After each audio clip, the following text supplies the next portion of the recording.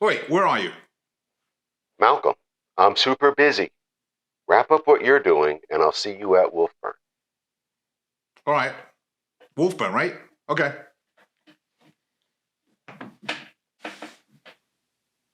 Oh, Wolfburn.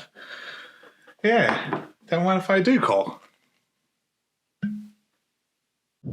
Hey, everybody. We're here in northern Scotland, and we're here in Thurso, the home of Wolfburn. And we're excited to meet their team and go inside and take a little peek at what they got going on and maybe have a taste as well. So we'll see everybody inside the distillery. Hey, everybody. So we're inside the Wolfburn Distillery. This is quite the operation they have here. As I was noting outside, we're at the farthest northern town on the UK mainland, Thurso. My pronunciation is often wrong, but I'm here with Max from Wolfburn. Is it Thurso? Yes, Thurso. Right. Hang on. Right, Max, thanks for having us here at the distillery today. Yeah, it's fantastic, and it's just a lovely display you have here. So do I have it right? You're one of the distillers? Yes, I'm one of the distillers here. Right, and the way I understand it is Wolfburn is a historic distillery that's come back to life. Now, am I correct in thinking that sort of got going in 2012 but began laying casks down in 2013? Yes, so it was built in 2012. It was finished at the end of the year. 2013, it was the 25th of January, which is Robert Burns Night, which was perfect for laying the first cask down. So that was the day the first cask was laid down at Wolfburn. So I think here to my left is your core range. Yeah. Am I correct in thinking that? And you've had your first true age statement release, your 10-year-old, right? That's the first one. Which there's a bottle of back at my bar, the bitter end, but I'm hoping to have a taste here today. But you have these other, the Langskip, which was really popular with us on the show, and then the Morven, the Aurora, and is that the Northland? Yep. That's the Northland. Can you tell me, do those names mean anything? So they're all related to the area. So the Morven is the highest peak in Caithness. Yeah. It's not a Munro, but it's 706 metres tall. Yeah. I've actually been up it once, and it was quite a walk. The Aurora is named after the Aurora Borealis, the Northern Lights. Right, because we're so far north right now that so you can see them, right? Yeah, we get them sometimes. Yeah. It's quite rare, but it's always a bonny sight. Yeah. Langskip is excellent. Yeah, it's good. Yeah. Good dram. It means longboat. So there's a lot of Viking history up here in the north. Yeah. So that's longboat. Northland is what the Vikings used to call this land, the Northland. So yeah, that's pretty much it. Right. You know, I like sort of hearing some of the history behind, you know, why distilleries might name their release something, right? And so I really like that you're keeping it connected to your region, right? Keep it to the roots. Right. And so I just wanted to just note this. So this is one of your newest releases, right? The Black Saturday. And I did a little bit of research, and I think this was related to a shipping accident. Do I have that right? Over in Wick. So that's, what year was that? It says August 18, 1848. Yeah, a wee while ago. Yeah. They set out for a fish, and a storm hit the boats, and quite a few boats went down, and men went down with the boats. Right. So sort of like one of these ideas, 20 boats go out, but only 7 come back, that kind of thing. Yeah, it's a big disaster. Right. And so that was Black Saturday. You know, in the States we have, I think it's Black Friday related to our stock market crash of 1929. So anytime it seems like you're going to add black to the beginning of an event, it's probably not the best day. Yeah. Right. And so this Black Saturday, not the best day. All right, so remember the 37 men that set sail from Wick, but you're saying Weck, right? Weck's the other town in the county. Oh, okay, excellent. It's 20 miles from here. Yep. All right, and I'm just thinking I pronounce things wrong all the time. No, you've been spot on. You've been spot on. Yeah. All right. Well, there's so much to talk about, but really, we're at a distillery. We're in Scotland, so why not slip over and have a taste of some of this Wolfburn? We'll see everybody in the tasting area. You made it over to the tasting area. I'm still here with Max at Wolfburn Distillery, and it's It just is. I just wish everybody could just see how lovely this is. I mean, it's not hollow. It's really well put together. Now, am I right? And again, this is just me not knowing, and that's when I say things that have question marks attached. Is this a tartan? Yes, this is tartan. Now, does this have any special relation to any clan? Is that the right way I would ask that question? This is the ancient Caithness tartan. So each clan in Scotland and family clan has their own tartan and their own models. So Okay. This is the Caithness. And so, so Caithness, is this the region we're in? Yes. Is that what that means? It's a county Caithness. Okay, so this is the county we're in. So this is the tartan for this county. Yes. All right. Well, that's cool. My wife, I'm sure, has her eyes on this just because of the purple in it, which is her color. So if you come to visit Wolfburn and this is not here, don't come to my house looking for it. All right. But we didn't come just to steal tartans. We came to try some whiskey here at Wolfburn. So as hopefully some of you know, we love the Langskip on the show here. But I'm really interested, if it's okay, Max, in trying this 10-year-old, Yep. which is, I think, an Oloroso. Yep. And then Oloroso. and then this Aurora, which I think is I don't want to say blend because this is a single malt, Yep. right? But it's a It's a blend of casks. Yeah. So it's 75%, I think, sherry Oloroso and 25% bourbon. So it's mixed with bourbon as well. okay. That's actually if you saw our episode on the Lefroy Kirches white port and Madeira, that was a 75-25 mix of casking as well. All right. So which one should I start with? Ooh. And I'm going to let you pour if that's okay. We'll start with Aurora. Okay. So, like I said, 75% sherry, Yeah. 25% bourbon. Yeah. Do you happen to know, is it an Oloroso, an Amontillado? Do you know which sherry we're into? I believe it's Oloroso. Okay. Okay. That's Right. the Aurora. All right. And so no age statement, Nope. right? I think it's about 7-year-old we cast in that Mhm. bottle.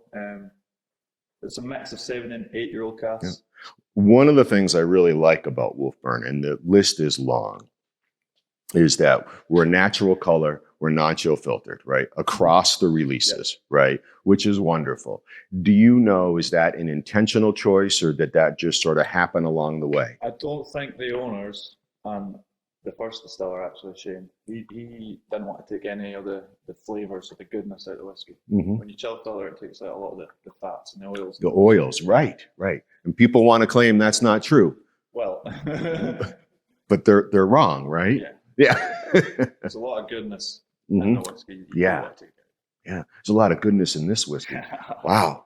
So you think this is the 75% sherry, 25% Yes. bourbon. And I really am picking up a lot more of that sherry, especially on the backside, but I feel like I'm getting that bourbon sweetness in the front. Yeah.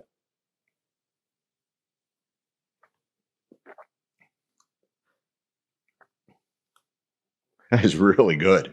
I mean, Smooth.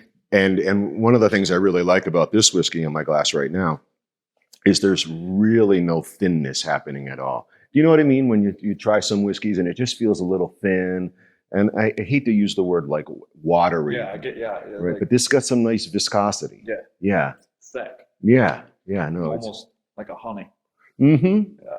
Yeah, it's really nice. It's and there's no medicinal quality to this whiskey. No. Right. And so the no chill filtered, and make sure we get all the precious oils and whatnot. And for the natural color, right? So this is just the color of the liquid as it come out of the Yep. cask. There's no added colour in it. Yeah, It's just what we get. yeah, When we empty them.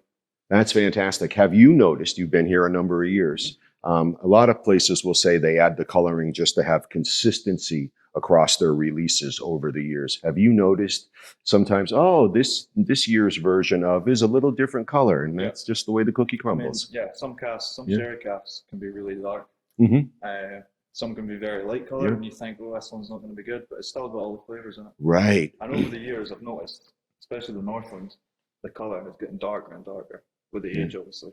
Right. So the longer in the cask, the more colour Right. you're getting flavour. And we've learned a lot on the show, and hopefully you have too, this idea that we're not just like looking at the color and predicting the experience. right? Color is a nice addition to the experience, but the experience is what I'm about to have again, which is a really nice experience. And not to take away from the importance of color, it's nice to look at a whiskey and appreciate, especially a dark ruby or a mahogany.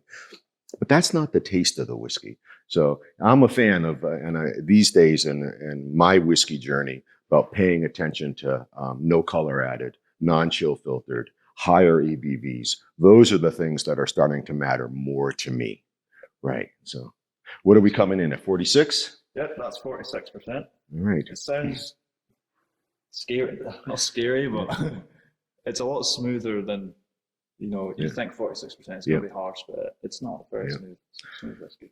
So we assume Malcolm is still looking at a GPS somewhere right now, and we wish he was here, but he would remind us that 46 ABV is his sweet spot.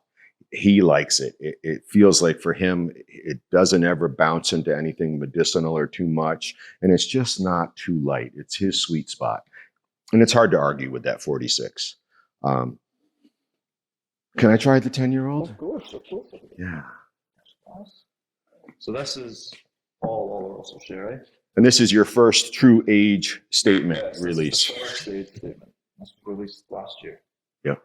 Even though some of the earlier releases the distillery has put out there, you can do the math and create your own age and be like, oh, okay, this is a 7-year-old expression, but this is the first with the true number on the label, right? A lot of people look for the number as well. Yeah.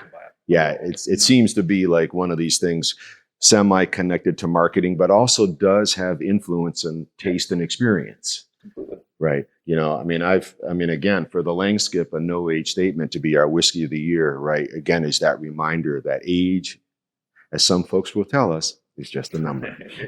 All right. So this is my first age statement, Wolfburn. Okay. Oh, right. So that is, you can really pick up on all the sherry, right? I'm not getting any of the vanillas you'll get from a bourbon or whatnot. We'll say sometimes we'll get those little hints of like a little bit of a sulfur on a Oloroso sherry. So I'm picking a little of that on the nose right now. So that's occurring. So let's have a taste. Cheers, everyone.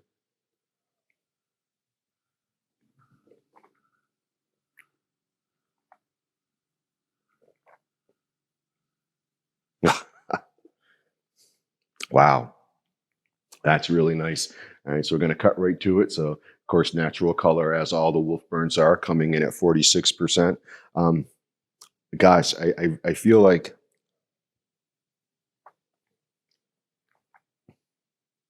I have some sort of a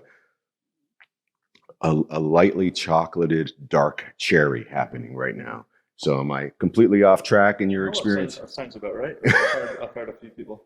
Say that. Yeah, this is a wonderful, wonderful thing. I want to ask a whole bunch of trade secret kind of questions, but I feel like I shouldn't do that. About right, and how many barrels, and and what's the next age statement coming from Wolfburn, and is the warehouse always locked, especially at night? Feel free to answer any of these questions as I just popping them out there. My gosh, right? So we should all get a Wolfburn 10-year-old. This is a fantastic dram right here. This is great. To my left, I'm excited about what I see here, Max. Yep. So this is a fill your own bottle stand here, and only for people who visit the store as well. So right. If you've got one of these, it means you've been. Gonna get one. And so this is a Pedro Jimenez. Yep. Right. So it's another sherry. Yeah, another sherry. Right. Yeah. And this has been slightly peated. Yeah, so was the cask peated, or do you know where the peat come from? The malt gets peated at the malt. Okay. Yep. So they wet and dry the grain to germinate it, and then they put it in a kiln and lay it out on the floor and light a fire underneath it. Yeah.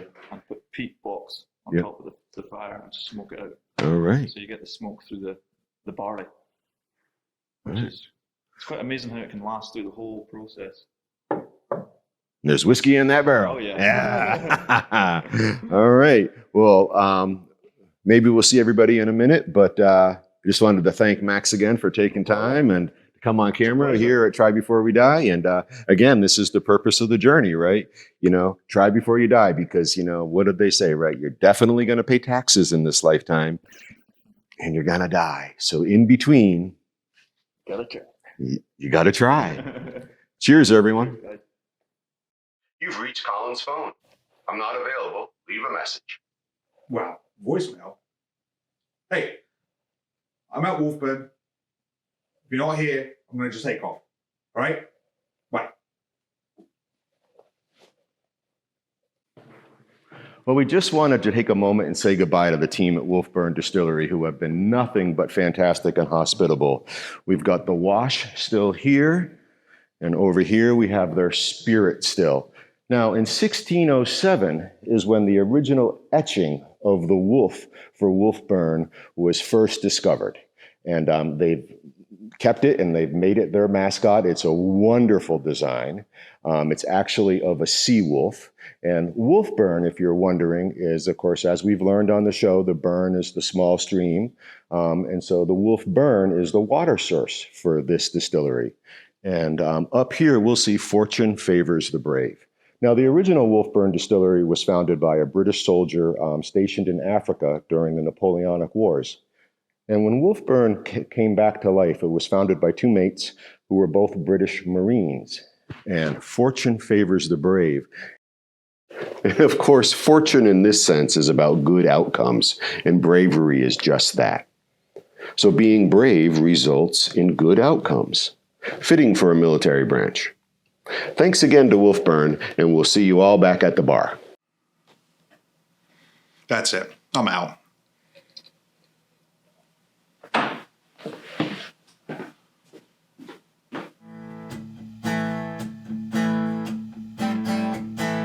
With a bearded man and a British guy,